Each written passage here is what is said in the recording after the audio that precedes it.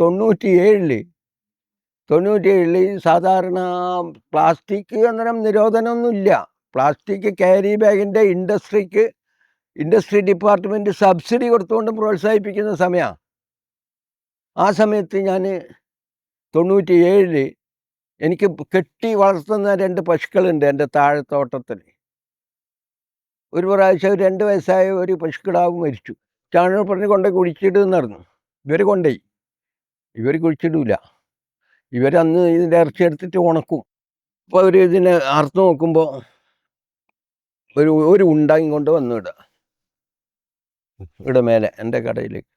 ഇതെന്തെന്ന് മുതലാളി, ഞാൻ പറഞ്ഞു പ്ലാസ്റ്റിക്കാണ്. ആ സമയത്താണ് കറിയുപ്പ് പ്ലാസ്റ്റിക്കിൽ വന്നത്. കറിയുപ്പ് പ്ലാസ്റ്റിക് വന്ന് നമ്മൾ തെങ്ങിനെല്ലാം കറിയുപ്പിട്ടിട്ട് അവർ ആ കൊട്ട അടനെ കളഞ്ഞു.